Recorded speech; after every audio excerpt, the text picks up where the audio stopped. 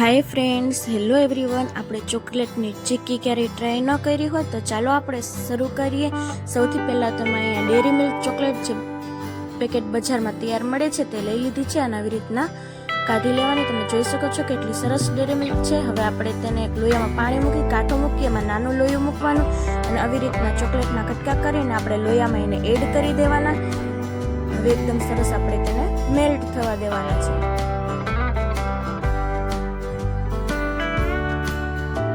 એકદમ સરસ થવા લાગ્યું છે મેલ્ટ. થોડી વાર રહેવા દઈશું. હવે સિંગ લઈશું અને ફોતરા ઉતારી અને એમાં જે વધારાના કણો હોય તે કાઢી લઈશું. આવી રીતના સરસની આપણે ચોખ્ખી કરી લઈશું સિંગ. તમે જોઈ શકો છો. હવે આ બાજુ આપણે જે લોયામાં ચોકલેટ મૂકી હતી તે એકદમ સરસ થઈ ગઈ છે. તમે જોઈ શકો છો કેટલી સરસ થઈ ગઈ છે.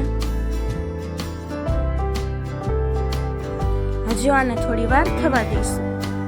એકદમ સરસ મેલ્ટ થઈ જાય.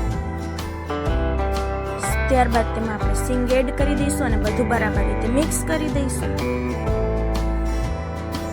ત્યારબાદ આપણે થાળીમાં આપણે બટર પેપર હોય તો બટર પેપર નતર એક પ્લાસ્ટિકનો ગોળ કાપી અને આપણે તેમાં ઘી સ્પ્રેડ કરી દેવાનું અને પછી આ બેટર આપણે આમાં એડ કરી દેવાનું અને આખી થાળીમાં આપણે સ્પ્રેડ કરી દઈશું. એકદમ સરસ સ્પ્રેડ થઈ ગયું છે. તમે જોઈ શકો છો. ત્યારબાદ આપણે તેને રેફ્રિજરેટરમાં અથવા તો એમને થોડી વાર માટે ઠરવા મૂકી દઈશું. એકદમ સરસ ચોકલેટ જામી જાય ત્યાં સુધી આપણે રાખીશું. હવે તમે જોઈ શકો છો એકદમ સરસ જામી ગઈ છે. હવે આપણે તવીથા વડે આના ટુકડા કરી લેવાના અથવા તમે હાથ વડે પણ આના ટુકડા કરી શકો છો. ટેસ્ટમાં એકદમ સરસ લાગે છે. નાના બાળકોને બહુ જ ભાવે છે. તમે એક વખત ટ્રાય કરશો, બહુ જ સરસ બને છે. આવી રીતના હાથ વડે બટકા કરી લેવાના. તમે જોઈ શકો છો કેટલી સરસ બની છે દેખાવમાં.